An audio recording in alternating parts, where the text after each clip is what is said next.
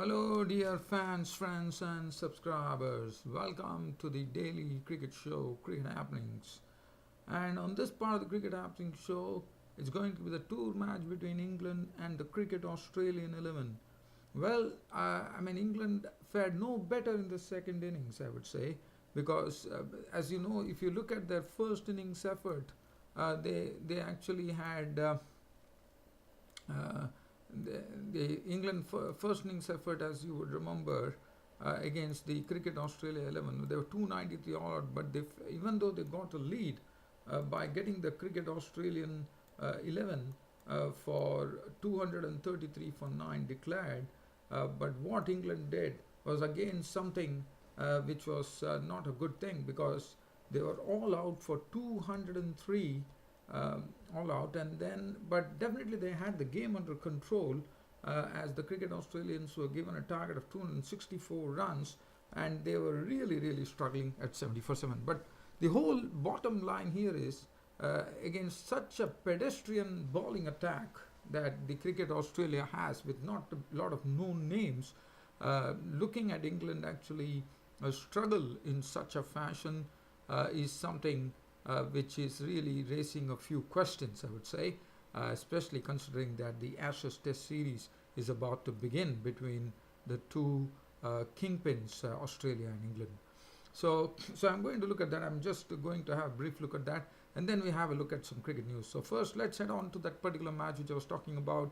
So let's have a look at as England resumed on their overnight score with the cushion of a lead that they had.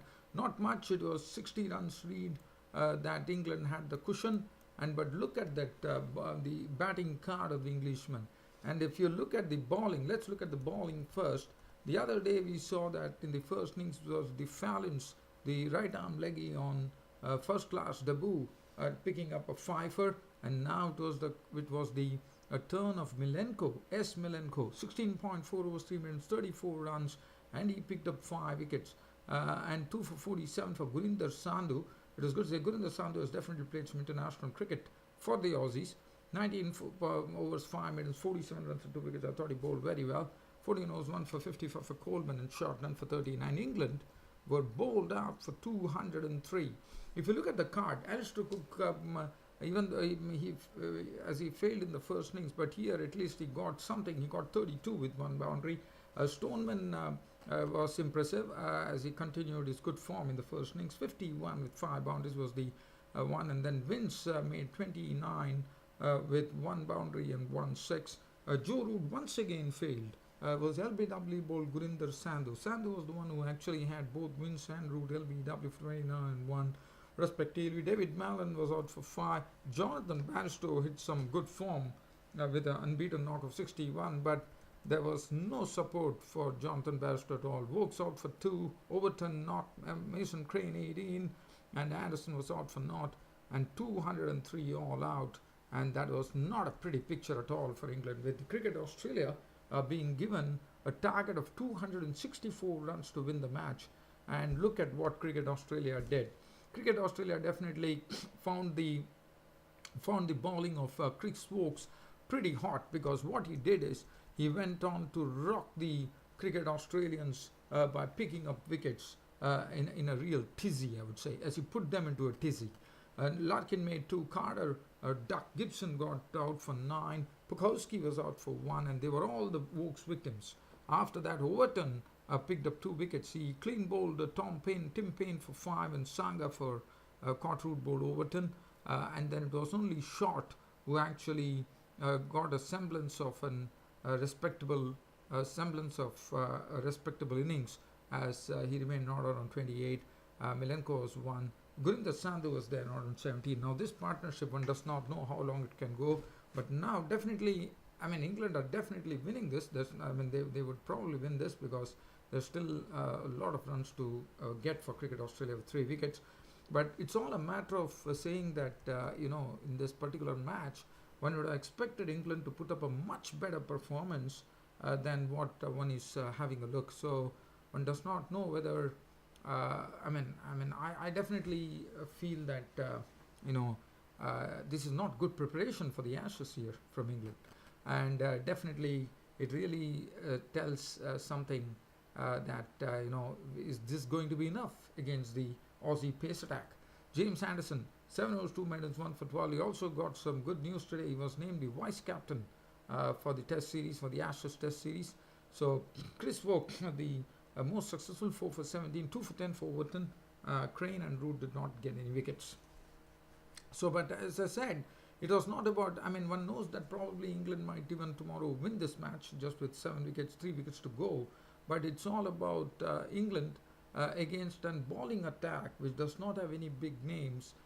Faring the England batsmen sharing in such a fashion is something which is a bit alarming to say the least, knowing the quality of England's batting.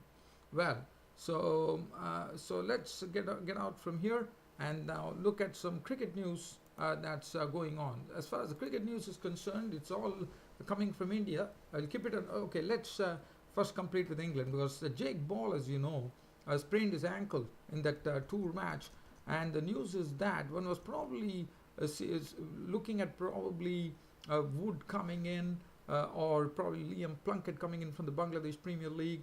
But well, there's a real surprise. A very not a big known name probably has done well in the English domestic season. His name is a left arm fast bowler. He's from Sussex. His name is George Garton.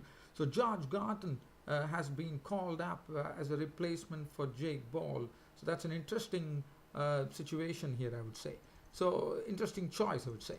So let's look at India. As I said, the news is all revolving around India right now. As you know, the India-Sri Lanka series is about to begin. So let's have a look at the Indian squad that has been actually the Indian squad which has been selected for the Test series against Sri Lanka.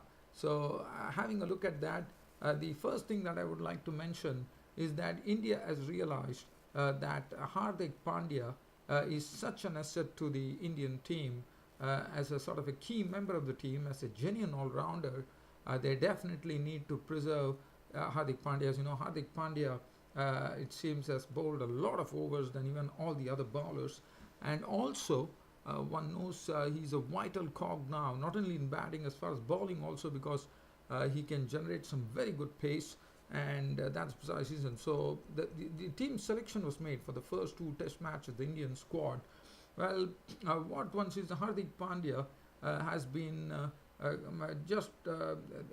he's only 24, is no Pandya, and he has been, as in the first 2 tests, the first test starts on November the 16th, and what India has done, the selection committee has done that they have decided to rest Hardik Pandya, and the reason being that they want to keep him fresh because they don't want him to get onto a burnout situation, because they know, so they're going to preserve him. And well, India definitely has a wealth of talent to choose from, no doubt about it. So the squad that has been, so Hardik Pandya has been made to rest, and other than that, the team is Virat Kohli, KL Rahul is back into the team, Murali Vijay comes back, Shikhar Dhawan. So I think there's a lot of competition for places. If you look at that, KL Rahul, Murali Vijay, Shikhar Dhawan, Chiteshwar Pujara, Ajinkya Rahane, to me, and Rohit Sharma, that to me is a real competition there. And then, yes, one knows that Pujara is someone who is going to be an automatic choice. But look at the openers: Rahul, Vijay, Dhawan, Rahane, Rohit Sharma. So now it's not going to be easy pickings, let me tell you that. Riddhiman Shah, the wicketkeeper. Ashwin and Jadeja were rested in throughout the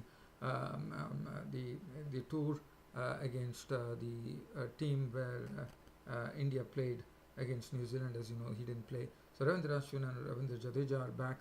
Kuldeep Yadav is kept. Mohammad Shami was missing, as you know. He has come back. Ishan Sharma has come back. Umesh Yadav has come back. So that is the team composition, with Hardik Pandya being given a rest. So that is the situation as far as news is concerned.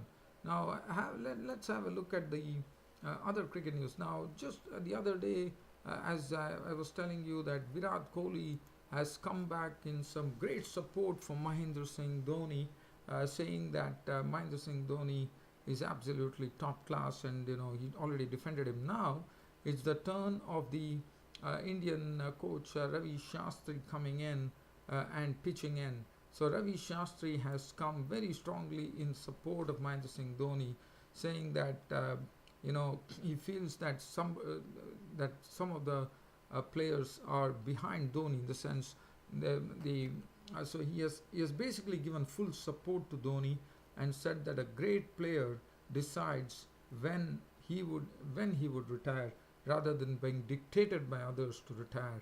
And I can definitely say that I would definitely be with Ravi Shastri and Virat Kohli, and I'm very happy to see that Mahendra Singh Dhoni, such a performer, such a great captain for India, and I can just say that Dhoni knows what he does best.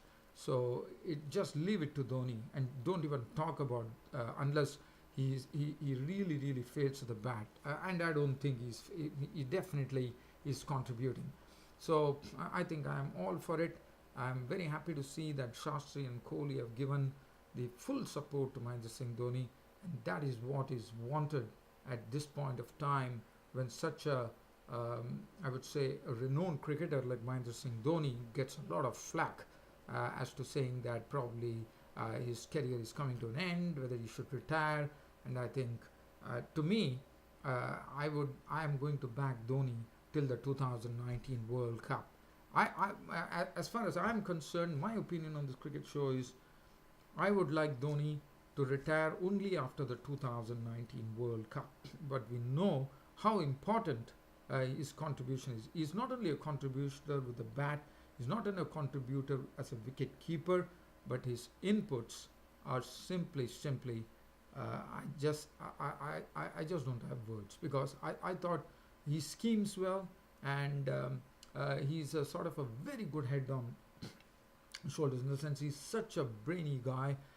He definitely can, and Virat Kohli has said many a times that how Mahendra Singh Dhoni keeps on talking to him, and he gets a lot of inputs from Mahendra Singh Dhoni, and that's what it's all about. So let everyone realize that what is the value of Mahendra Singh Dhoni in this Indian cricket team. Well, as I said, I thoroughly back the statement from Ravi Shastri and Virat Kohli. Well done, Shastri and Kohli. So, well, dear fan subscribers, on this note, it's about time for me to call it quits on this daily cricket show of mine today. But promising you that your host Ram will be once again hosting the cricket show tomorrow. Until then, it's good night.